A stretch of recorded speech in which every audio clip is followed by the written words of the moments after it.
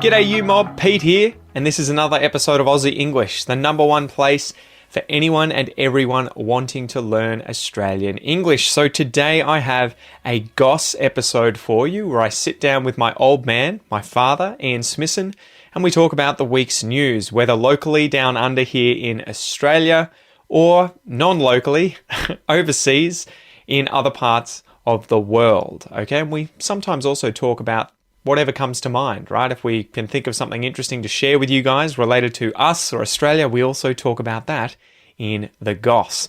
So these episodes are specifically designed to try and give you content about many different topics where we're obviously speaking in English and there are multiple people having a natural and spontaneous conversation in English. So it is particularly good to improve your listening skills. In order to complement that though, I really recommend that you join the podcast membership or the academy membership at aussieenglish.com.au, where you will get access to the full transcripts of these episodes, the PDFs, the downloads, and you can also use the online PDF reader to read and listen at the same time. Okay, so if you really want to improve your listening skills fast, get the transcript, listen and read at the same time, keep practicing, and that is the quickest way to level up your English. Anyway, I've been rabbiting on a bit. I've been talking a bit. Let's just get into this episode, guys. Smack the bird, and let's get into it.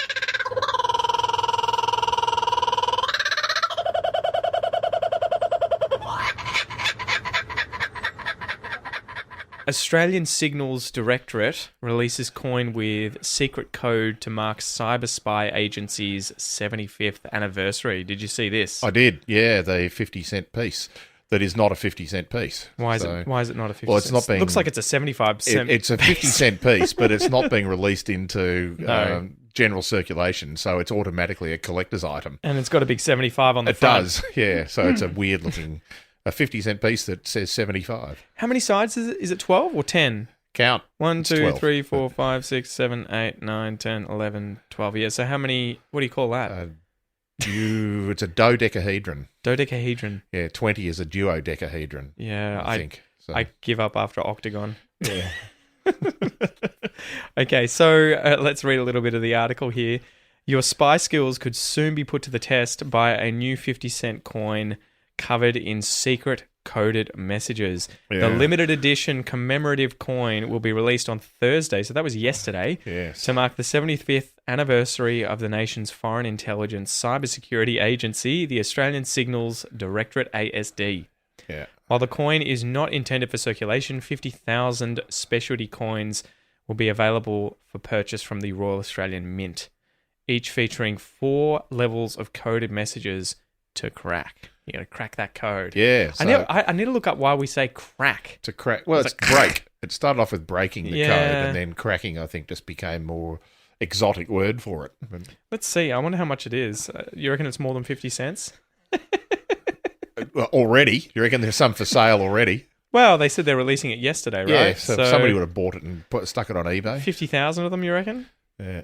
I wonder if they're $12. There you go. There you go, from the the Royal Australian Mint shop. Yes, so to purchase them, it's $12 as a starting price. There's a few of them at different places. Yeah, they're $12.50. There's quite a few of them here. Yeah. Jesus Christ. So what's that? Like, 30 times 25 times its value. Times it's $12.50. My math sucks.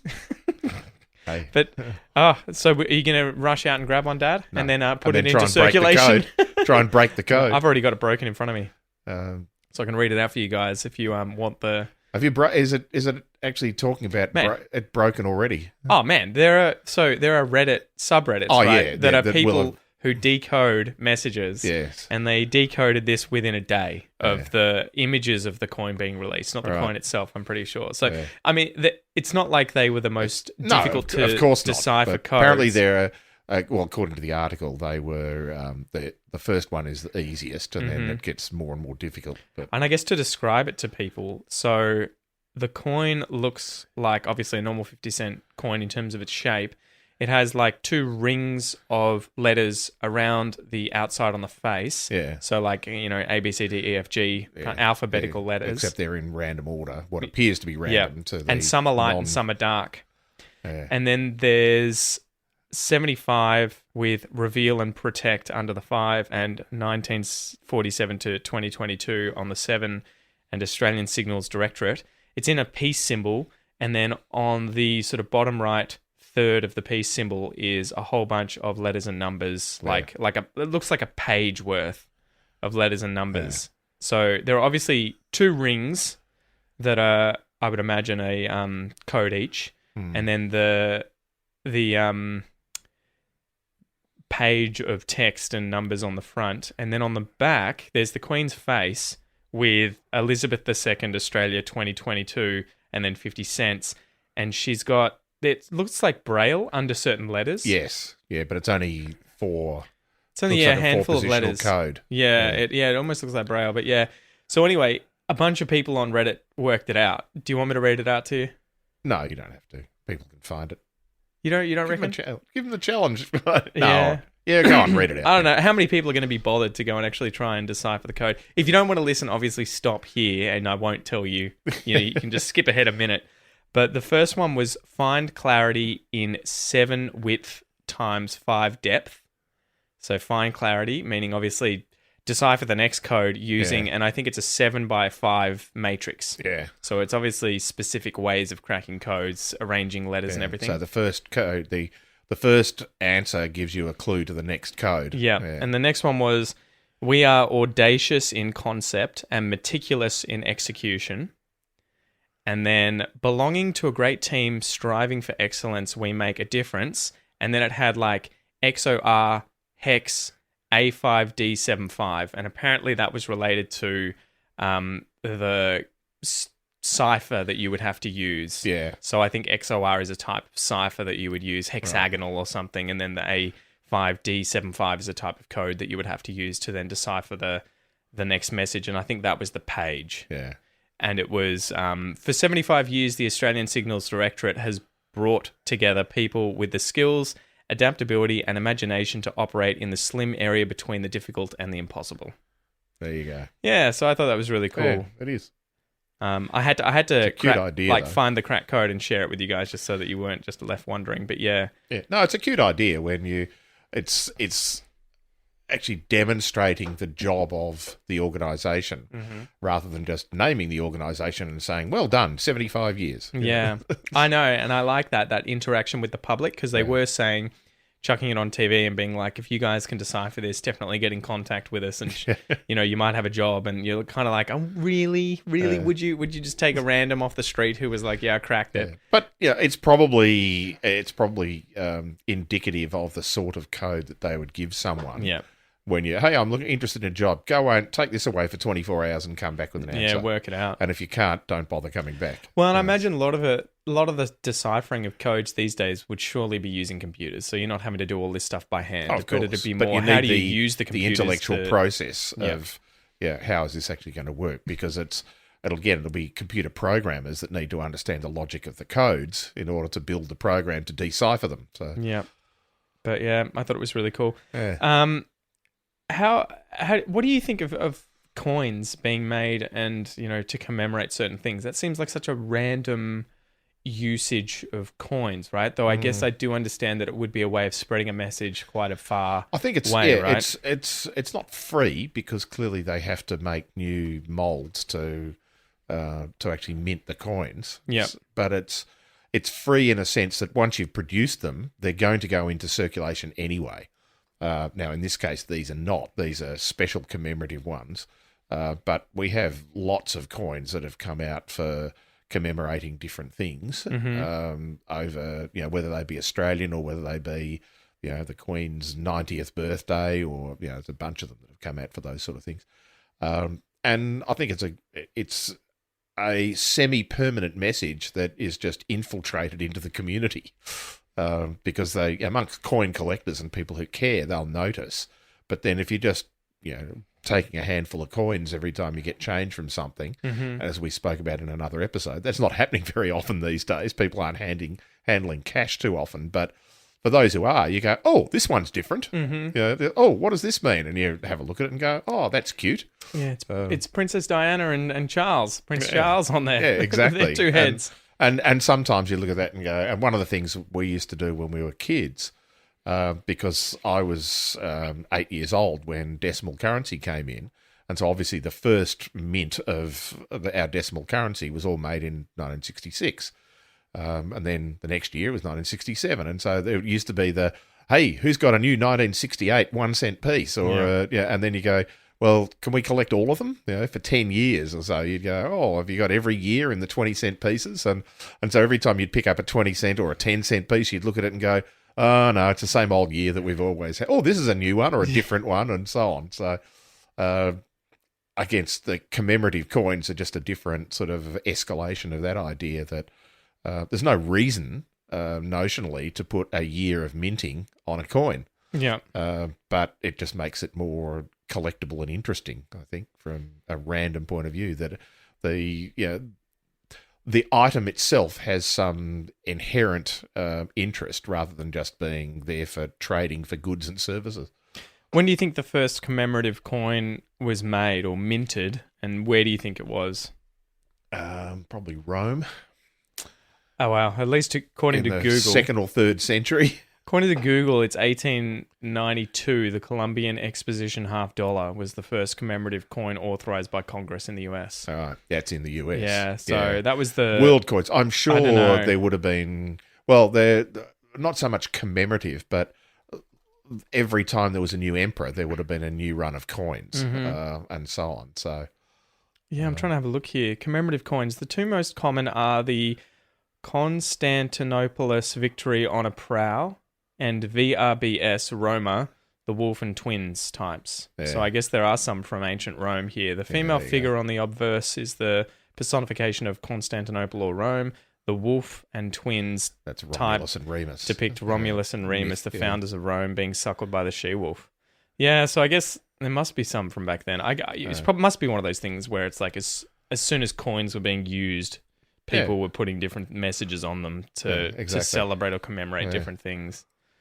Did you ever feel like collecting coins was something you'd get into? Like ancient Roman coins, all that sort of stuff? Do you see the appeal? See, in Australia, it's really hard because you can't find them. Yeah, well, you can't really. Well, you'd be amazed. Imagine that. You're just out there fossicking Roman coin out there, outback Australia somewhere. Changing history with this. Yeah. So, I can understand why people collected sort of ancient coins and artifacts and things in Europe.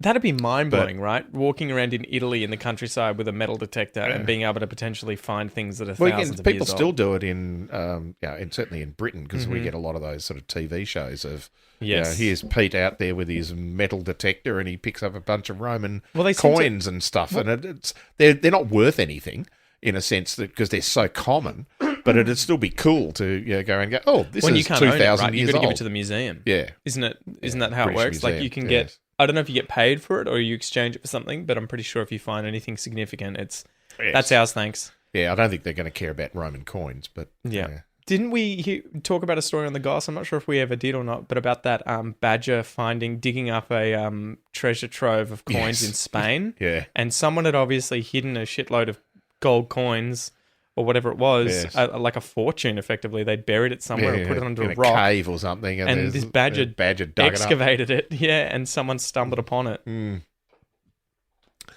But yeah, that kind of... Yes, archaeological badgers. Well, I still can't imagine what it's like. I mean, it feels ignorant to say that living in a country that has the oldest living culture. Yes. But at the same time, there isn't a great deal of just artifacts that you could just stumble upon walking around. The artifacts in the case of Australian Indigenous people is literally art. Yeah. That you can go and see you might see paintings eel traps that are made out of 20,000 rocks. years old, and they're the eel traps and things, but they're sort of built things. They're not objects as such. But that you hear are just about random. So. people in the US finding arrowheads and all that sort of stuff all the time, and then people in Europe is one of them, and probably the Middle East too. To some extent. The other thing too in Australia, we've never had a war on Australian soil. Yeah, where you could go and find bullets and stuff. Yeah, and people still do that in Europe and in America. There's all the Civil War known battlefields and things, and people are finding.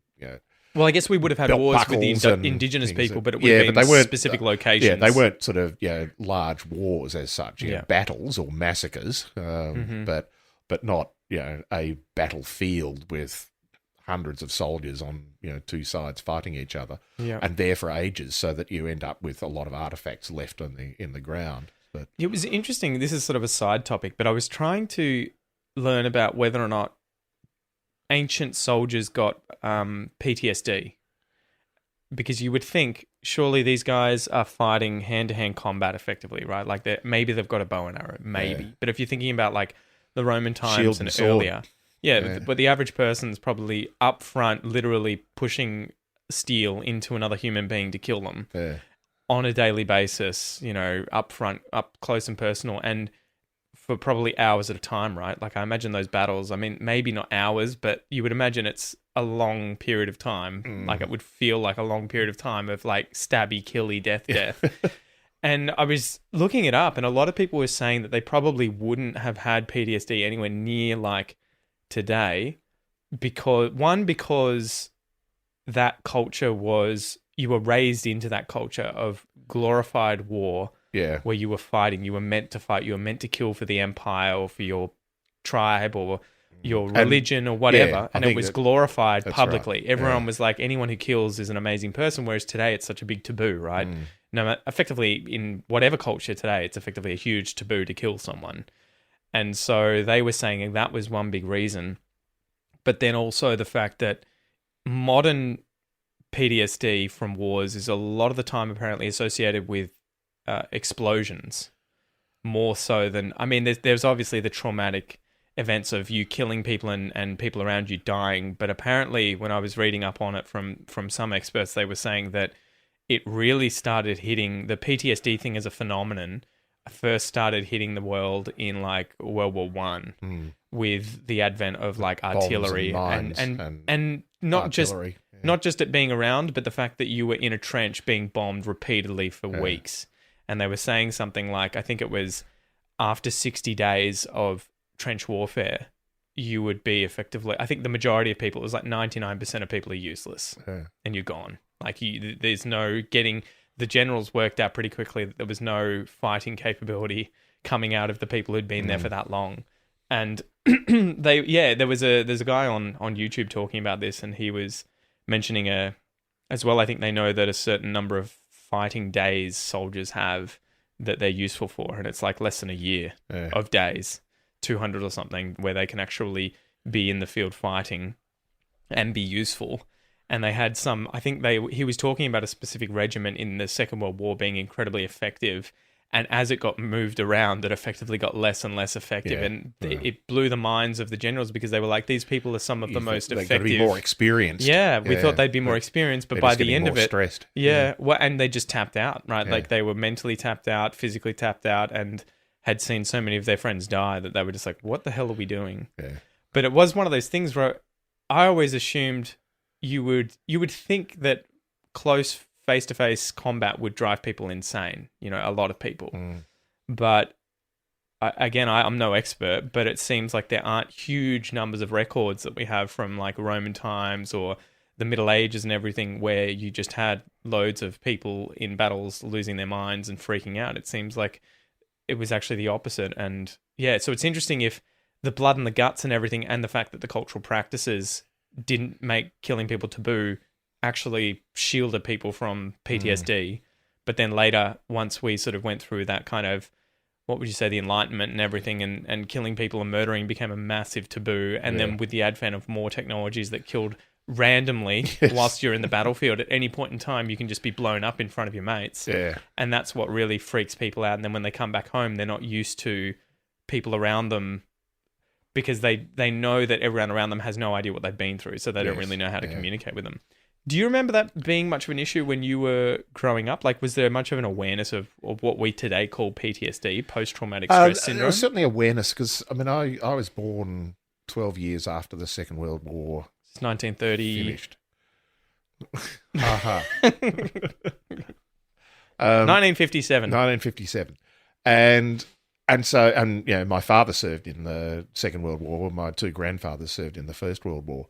I didn't know one of my grandfathers, but the other one lived with us. So, had at least, the two adult males in our family had both been through wars.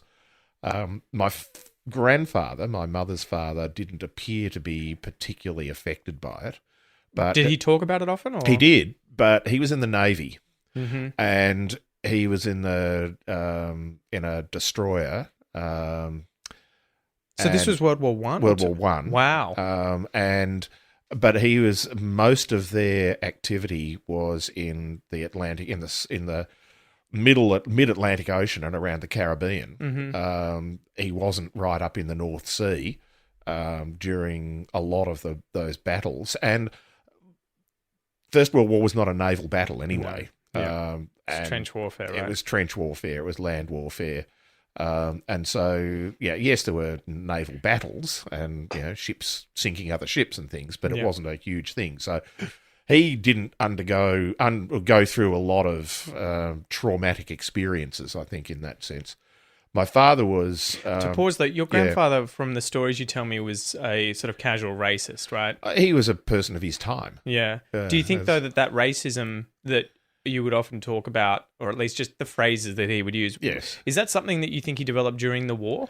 Or was that just a cultural thing at the time? I think it was just a cultural thing. And it's hard to differentiate between them because he joined the Navy. He enlisted in the Navy before the war started. Yeah. So he wasn't conscripted. There wasn't First World War conscription. We had volunteering, but he didn't volunteer. There was no, the war started, I'm going to go off and join the Navy. He was already in the Navy. Okay. But he was a child. He was a teenager. And so it's hard to differentiate between, was this a part of growing up in, between 1910 and 1920, or was it that he went through 5 years of war in that time? I asked, I guess, because one, I know racism was a lot more common and blasé in Australia, but also the world, I imagine, 100 years ago. But that war quite often seems to increase the amount of racism that any individual has towards another group of people, right? Yeah, but he was an equal opportunity racist. And in that he hate everyone. Yeah, basically, if you're not, British almost, and it really was. If you weren't British, or you're not a true Aussie if you didn't come from British stock. Mm-hmm. So he wasn't too keen on. The Brits would be like, you're not Southern, a real Brit person. Yeah, exactly. On Southern Europeans, those bloody wogs, Dagos, wops. He's hated Germans, but he'd fought in a war against them, so that was probably understandable. Hated the Japanese because in the Second World War, Australia was fighting against Japan, but suddenly the Japanese just got extended to every Asian. Is that more broadly what happened, or was that just with him? No, it was him. I can't speak for what other people were like. Was not keen on black people, whether they were Indian, as in from India, or whether they were African or African American. But he had no reason to be. He hadn't been at war with any of them. So I think, as I said, equal opportunity racist. He just hated everybody. And was that just a common thing of people of his generation? I think it was just a common thing of his generation, that he was a little more bigoted and vocal about it than many. Yeah. But I think that sort of xenophobic racism was just sort of generic, I think, amongst that time. He used to have a funny story as well about there. Mum, right? And what he used to call her because of her surname. Oh, the little Jewish girl. Yeah. Do you want to tell that story? Well, yeah, he could never remember. When I started going out with your mother, and she came and met the family, and stayed with us and so on. He could never remember her name, so she just walked in one day and was like, "Shalom." Yeah, exactly. And her surname was Moss, which isn't even a particularly Jewish name. It's just there are Jews with that surname. I didn't even know that, right? I know. You told me that, and I've still never met a Jew with the surname I know, Moss. exactly. But he just decided that she was that little Jewish girl. And he actually didn't have a problem with Jews. He wasn't. They got off. They got off lightly. Yeah. So he used to, So how long until that wore off? I assume once you got married, he was no longer saying that, or no? Well, he died just after we got married. Yeah. So he didn't have a chance. And no, in fact, before we got married, we were engaged, but he wasn't at our wedding. He died a few months before we got married. Yeah. Far out. But so your dad? And Dad went through the Second World War in the Royal Air Force in England. He was British, and but he had sort of mental health issues when I knew him, and you could say that some of that might have been post-traumatic stress. Had he seen much trauma at war though? Because he was a fighter pilot, wasn't he? He trained to be a fighter pilot, but he crashed a plane and was then declared unfit to fly after that because he had head injuries, and so they declared him unfit to fly. And he retrained in 2 careers in the Air Force. He trained to start off with in the balloon squad, which were trained to put tethered balloons, like very large balloons, tethered balloons up around the coast of Britain and around some of the cities to put off German planes flying, so that they would run into them and crash. So it was done. These things were on hundreds of meters of cable going up into the air, and they were. I think they were probably hydrogen rather than helium. Hydrogen's a bit easier and cheaper to produce. The Zeppelin was about that time, wasn't it, when it blew up? And it was hydrogen? That was 1930s. And then he moved out of that and went into air control, so effectively an air traffic controller. I feel like that out of all of those jobs would probably give you PTSD. Well, exactly, and that was the thing when your job is to send your mates off flying out in sorties every day, and not all of them come back. Every day, some of them don't come back. And so that in itself must have been hugely stressful. So, but it was hard to tell whether his mental illness had something to do with that or not, because according to his sister and sister-in-law, they just said, look, he had mental health, what they would now recognise as mental health problems from a teenager. So it probably got exacerbated by going through the war. But and I guess at that time too, I mean, I don't even know if it was until recently that talking about it was sort of no longer taboo publicly, right? Because you said your grandfather spoke about stuff at the war. Did your dad, or was that a big taboo subject? Dad didn't say. Dad didn't talk about the war at all. And what he did say were basically just adventures, sort of lies, made up stories that were probably true but may not have involved him directly. But he'd tell war stories, but not particularly about him. Was that a common thing for people that you knew in that time? They didn't talk about it. No one did about the Second World War or the First World War? No. And then I didn't know anybody who served in Korea in the 1950s. Obviously, the war was before I was born, but I didn't know anybody as I was growing up who had served in Korea. But that had been the gap, right? As you were growing up, they would have been sort of just before they'd had kids, so you wouldn't have grown up with their kids. Exactly. And then in the 60s with the Vietnam War, I knew several people who went to Vietnam, and